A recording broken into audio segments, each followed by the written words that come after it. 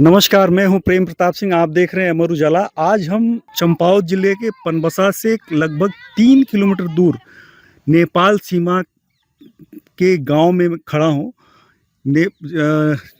पनबसा के पास जगबुड़ा नदी है।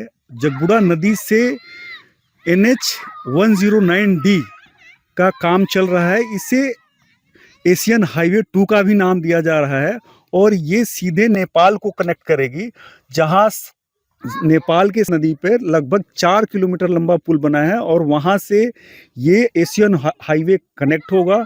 और यहाँ पे लगभग भारत में 50 से 60% जो NH का काम है लगभग पूरा हो चुका है। और इसके बारे में डिटेल हम जानना चाहेंगे। यहाँ के प्रोजेक्ट इंजीनियर हैं चेतन शर्मा जी। तो चेतन शर्मा जी, प्लीज़ आप आइए, थोड़ा सा हमें बताइए कि इससे क्या क्या लाभ होगा और कितने दिन में बन के तैयार होगा, कितना किलोमीटर ये लंबा प्रोजेक्ट है। सर, इसकी लंबाई 3.8 किलोमीटर्स है और ये जगबुड़ा जो ब्रिज है वहाँ से इसका स्टार्टिंग पॉइंट है और जाकर के ये 3.8 किलोमीटर लंबा ये हाईवे बनेगा, जिसकी 60% प्रोग्रेस अभी हो चुकी है। इसमें शारदा कैनाल को क्रॉस करेगा एक ब्रिज। इसमें जो रेलवे लाइन है अपनी टनकपुर बरेली, उसको भी क्रॉस करता हुआ, और इसमें एलिफेंट कॉरिडोर का भी एक प्रोविज़न है। तो इसमें 750 मीटर लंबा एलिफेंट कॉरिडोर भी है। तो ये ग्रीन फील्ड में से होता हुआ 3.8 किलोमीटर लंबा प्रोजेक्ट है, जिसकी अभी फिजिकल प्रोग्रेस 60% के आसपास काम हो चुका है और अगले साल मई तक इससे कंप्लीट हो जाएगा सर ये। और ये नेपाल, ये जो हाईवे है नेपाल में कहाँ और किस पॉइंट पे जुड़ेगा? सर, ये आगे जाके मलेरिया नाले तक हमारे कंस्ट्रक्शन करनी है और नेपाल की ओर से उनका भी ब्रिज का काम चल रहा है और लैंड पोर्ट अथॉरिटी का जो ड्राई पोर्ट बनना है वो भी उसी एंड पॉइंट पे हमारा निर्धारित है। तो वहाँ पे उनका भी काम अभी शुरू होगा, उनका सर्वे वगैरह चल रहा है। तो नेपाल में जो सारना नदी पे पुल बनना है, उनका पुल बन के तैयार है और पूरा उनका इलेक्ट्रिफिकेशन का काम और रंग रोगन का काम लगभग पूरा है और केवल जो सड़क का काम रह गया है।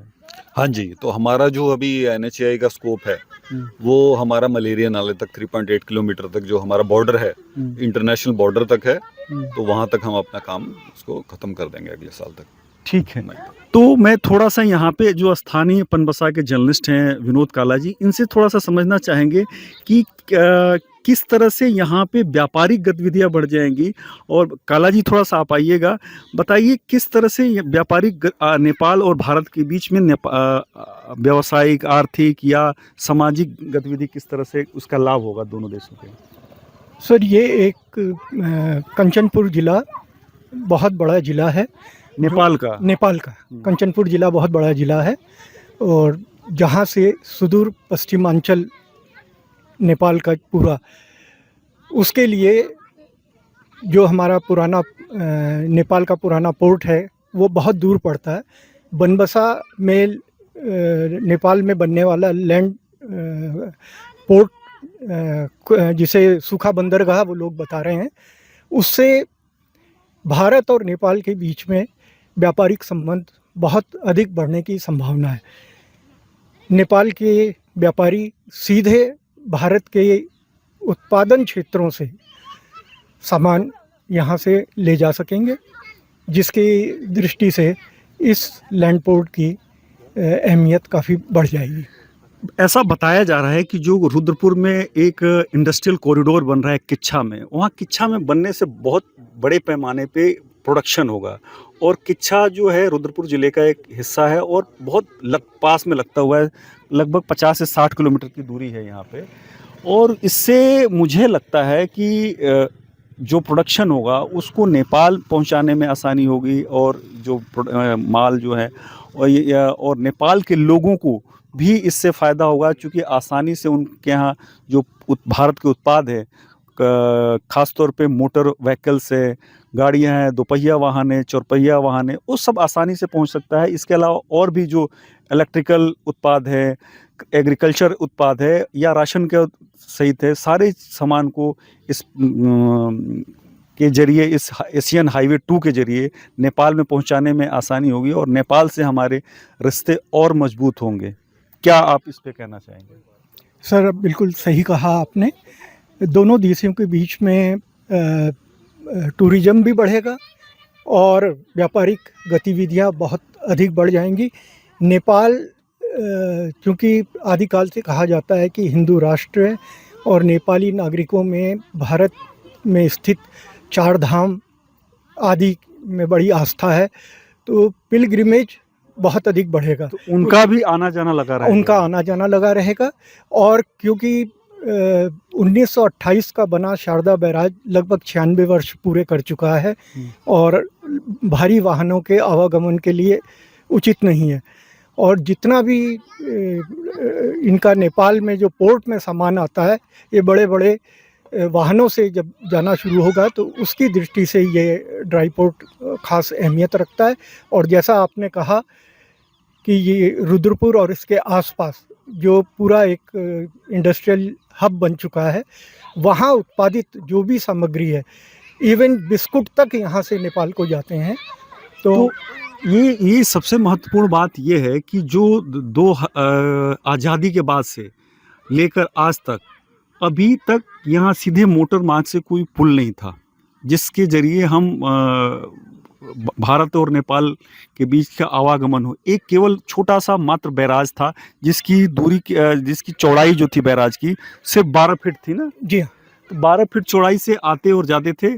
और आज़ादी के बाद पहली बार उत्तराखंड या भारत नेपाल से सीधे मोटर मार्ग से जुड़ेगा।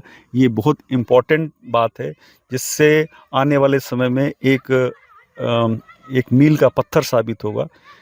ये नेपाल का महाकाली सेतु है जिसकी लंबाई लगभग 4 और नेपाल ने इसको बनाकर लगभग तैयार कर दिया है। इसमें रंग रोगन का काम चल रहा है, इलेक्ट्रिफिकेशन का काम चल रहा है और ये आगे जाकर ये भारत से ये मार्ग मिलना है। भारत NH 109D चंपावत जिले के पनबसा से मार्ग ये मिलेगा। वहाँ पे एशियन हाईवे 2 कहा जा रहा है और इस पे बहुत तेजी से काम चल रहा है। आने वाले अगले 8 से 10 महीने में उसका काम पूरा हो जाएगा, जिसके बाद भारत और नेपाल के बीच ये मोटर मार्ग जुड़ जाएगा। इस पुल से व्यापारिक और आर्थिक गतिविधियों का करना आसान हो जाएगा। इससे भारत से नेपाल में सामान उत्पाद पहुंचाना आसान हो जाएगा। इससे नेपाल के लोगों के लिए भी आसानी हो जाएगी और साथ साथ में भारत के जो उत्पाद होंगे नेपाल में पहुंचाने में मदद मिलेगी।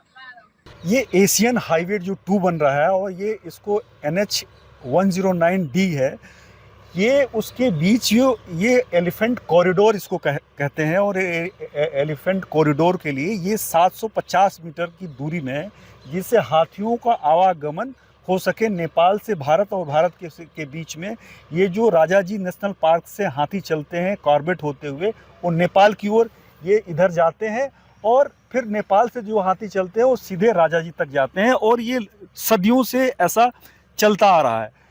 और उसी को हाथियों के आवागमन को सुगम बनाने के लिए जो नेशनल अथॉरिटी है NHAI है, वो इनके कॉरिडोर के लिए ऊपर से हाईवे जो ऊपर से वाहन गुजरेंगे और नीचे से वाइल्ड लाइफ जाएंगे, इसके लिए ये बनाया गया है। और ये आगे जाकर नेपाल में ये एशियन हाईवे मिलेगा। अगर आप ये वीडियो YouTube पर देख रहे हैं तो हमारे चैनल को सब्सक्राइब करें और बेल आइकन को दबाना ना भूलें। अगर आप Facebook पर ये वीडियो देख रहे हैं तो हमारे पेज को लाइक करें।